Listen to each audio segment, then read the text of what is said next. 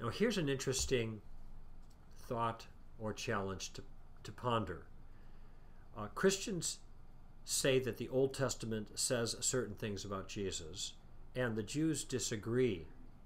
It is the book of the Jews, so why accept the Christian interpretation? Well, my question is, why accept the Jewish interpretation in virtue of the fact that the interpreter is Jewish? Why accept the Christian interpretation in virtue of the fact that the interpreter is Christian, or reject either for those reasons? And the question that I'm really asking is, what would give a Jewish person better insight into the Old Testament than a non-Jew? Well, I don't know of anything. It seems that there's nothing in the Jewishness of a Jew or in the Christianity of a Christian that in itself gives them insight into the meaning of the text. Now, if this was a Jew 3,000 years ago, writing on the Hebrew text, that would be significant. But nowadays, I mean, that would be more significant. There's still other questions I'd need to ask, but nowadays I don't understand why, because a person is Jewish, they get to trump other views. The legitimacy of any view of any writing is based on the reasons for that view, not on the ethnicity of the person who gives the view. It might be that a Jewish person is in a much better position to describe to you the Jewish experience in America today, because they participate in that personally.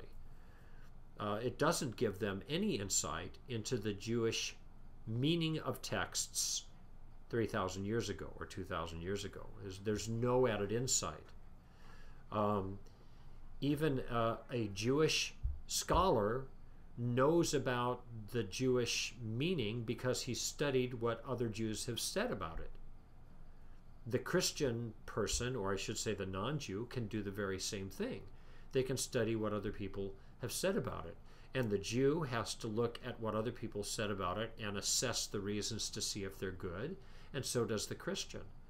It quite easily could be the case that a non-Jew would have much better insight into a Jewish text than a Jewish person. Just like it might be that a non-Christian could have much better insight into a Christian text than a Christian, because many of the Christians are just simply illiterate when it comes to this matter.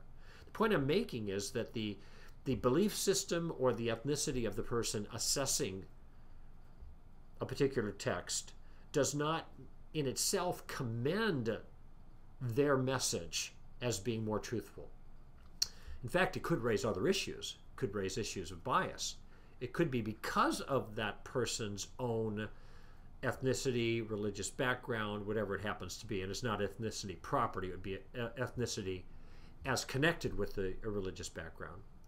It may be because of that that renders them unable to assess a text at its face value, because they're bringing in some baggage. And is this true of Christians? Of course it is. Now, it doesn't mean that simply because they're Christian, then they can't be unbiased with regards to the meaning, and simply because they're Jews, they can't be unbiased.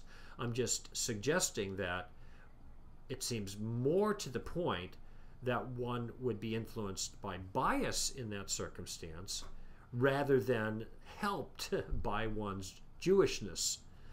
Because there is a received tradition in Judaism, and it is very hostile since the end of the first century towards Jesus and Christianity, and which I understand, but you can see how this is something that has to be taken into consideration. In fact, just recently I heard, and I haven't been able to check this up, but I heard from someone that I have reason to rely on, that Isaiah 53, which the Jews read as referring to Israel as the suffering servant, is a passage that was interpreted by Jews in a different way before the time of Jesus. They saw that as an individual being the suffering servant, and then after the time of Jesus, they began to interpret it as the Jews being the suffering servant, the nation. Textually, I don't think that's possible. I think it's an individual suffering for the sins of the nation of Israel. You can look at it yourself if you like, but the point I'm making is it seems there we have a shift in theology that may be influenced by bias. So the long and short of it is, if you say that a Jewish person's assessment of the Old Testament has more authority than a Christian's, simply because he's Jewish, you've committed the genetic fallacy. All right? And arguably, what matters is the reasons that are given. That's what justifies an interpretation. And it arguably, at least, being Jewish, dealing with the Christian-Jewish issue when it comes to Scripture may even be a liability, because the issue of bias is very, very powerful. It can be overcome, but it does need to be taken into consideration.